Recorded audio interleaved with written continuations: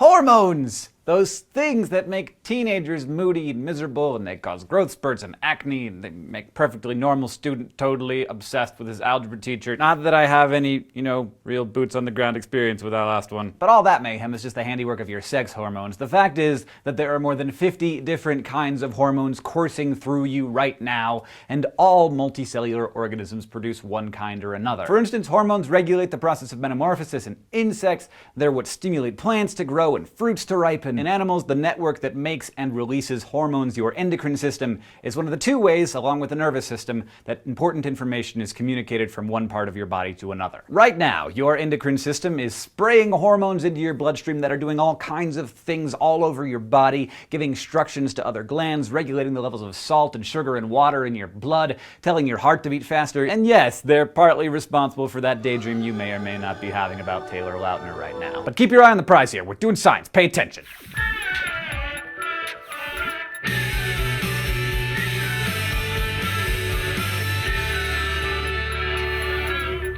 The endocrine system and the nervous system both carry information around the body, but while the nervous system carries information really quickly, and the responses are usually short-lived, endocrine responses take a while to get going, but their effects can last for hours or even weeks. The word hormone comes from the Greek for to arouse activity, and they're secreted by endocrine glands, the series of organs that also manufacture them. In addition to endocrine glands, you also have exocrine glands, like salivary glands and sweat glands, and as you can tell by the name, they send stuff outside of the body, whereas endocrines keep the crins, which is Greek for secretions, in. And your glands are all over the frickin' place. Some of the heaviest hitters are in your brain, but you also have them in your throat, right over your kidneys, right below your stomach, and of course, in your baby-making areas. All glands have blood vessels coming from them so that the hormones that they release can get into the bloodstream fast, and many of your hormones circulate through your whole body, only binding to the cells that have the right receptor proteins that fit them. But there are some hormone-driven messaging systems that are more localized. For instance, paracrine signaling releases hormone molecules that degrade really quickly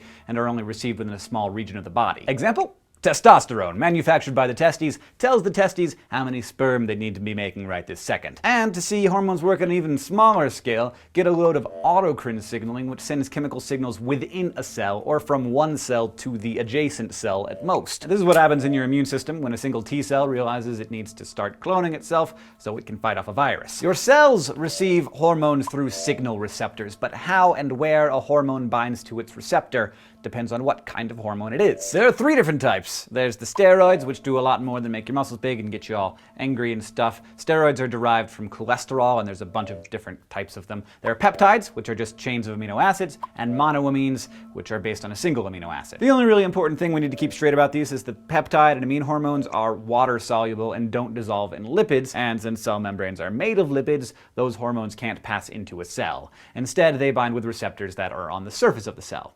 But steroids are lipid-soluble, so they're able to penetrate the membrane and bind with receptors in the cell's nucleus. Using these methods, the endocrine system sends out all kinds of important chemical bulletins, many of which start up in the brain in a tiny, tiny gland about the size of a pea. The pituitary gland. The pituitary gland, it's the master gland, the Napoleon of the endocrine system, except that Napoleon actually wasn't very small, that's a myth. But you get what I'm saying. The pituitary gland makes hormones that instruct other glands to make other hormones, and those hormones actually get the real legwork done. The pituitary is connected to the hypothalamus, the part of the brain that acts as a liaison between the nervous system and the endocrine system. So a big part of its job is to tell your glands what to do based on information it gets from your senses and other nerve functions. For example, breastfeeding women will start releasing milk when their baby starts crying. Sensory information, in this case auditory, comes to the hypothalamus from the nervous system, telling it that there's a little snuggle of baby nearby that might be hungry. This causes the hypothalamus to nudge the pituitary gland, which in turn releases hormones that stimulate milk production and secretion. Pretty cool. The pituitary gland sits directly underneath the hypothalamus and has 2 lobes, which are actually 2 different glands fused together. The posterior pituitary is an extension of the hypothalamus, and it secretes 2 hormones that are actually made by the hypothalamus. One of them is oxytocin, which stimulates contraction of the uterus during childbirth and helps with breastfeeding, but it probably also has a role in things like social recognition, pair bonding, orgasms, and anxiety, which is interesting and weird. And the other hormone secreted by the posterior pituitary is antidiuretic hormone, which tells the kidneys to retain water. The anterior pituitary, on the other hand, both manufactures and secretes a whole battery of hormones, and one of the places these hormones end up is the thyroid. The thyroid regulates your metabolism, your appetite, muscle function, blood pressure, heart rate, among other things. And the way that it interacts with the pituitary is a good example of a negative feedback loop, a method of communication that's common all over the body and especially in the endocrine system. Basically, the pituitary is like the thyroid's thermostat. It can read how much thyroid hormone is in your bloodstream, and when its levels are low, it spits out a tiny bit of thyroid-stimulating hormone, or TSH, which travels to the thyroid. The thyroid in turn secretes thyroid hormone, which boosts our metabolism, and that increase in metabolism tells the pituitary to stop sending out TSH. So the effect of the pituitary secretion is a signal to secrete less of it, and that's a negative feedback. Other glands that are controlled by His Royal Highness, the pituitary gland, include adrenal glands. These guys sit right on top of the kidneys and are in charge of making hormones that help the kidneys maintain the level of salt and water in your body. But they also, you may have heard, respond to stress. Want to see how it works? Well, let's say you're walking down the street minding your own business, and you get hit in the face by an angry duck. Let's say that this is unusual for you and you don't know what's going on, just that you're being attacked by something. As soon as the sympathetic nervous system senses that something potentially dangerous is happening, the hypothalamus tells the pituitary gland to secrete adrenocorticotropic hormone, or ACTH, for those of us who don't have all frickin' day. This stimulates the adrenal glands to make epinephrine, also known as adrenaline. Now, the epinephrine in your bloodstream will tell a bunch of different organs to do a bunch of different things all at once. Cut off blood supply to your digestive system, send a bunch of blood to your lungs and muscles, and speed up your heart rate, all to help you on your quest to vanquish this dastardly drake. Unlike pretty much every other muscle contraction in your body, your heart is controlled by the endocrine system as well as your nervous system.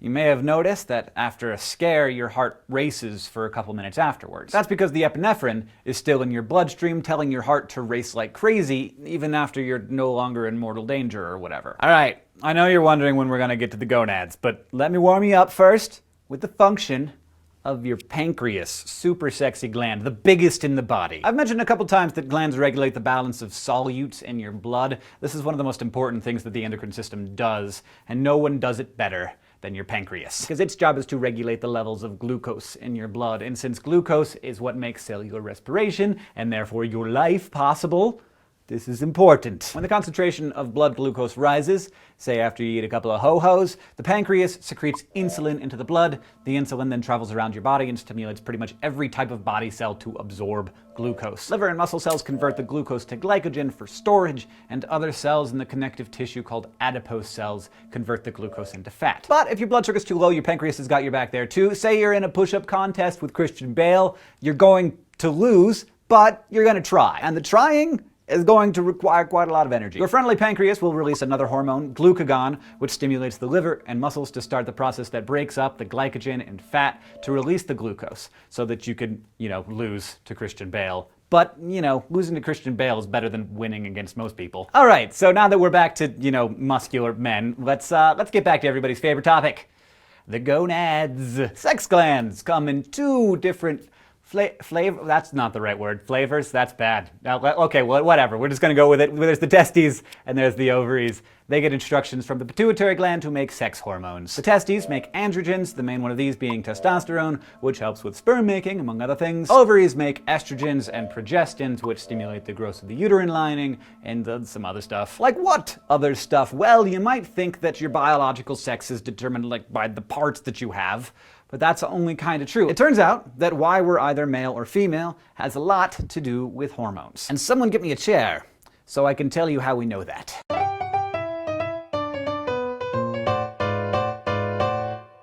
Back in the 1940s, French embryologist Alfred Jost was studying sex differentiation in bunnies, because that's what you do when you are a French embryologist in the 1940s, apparently.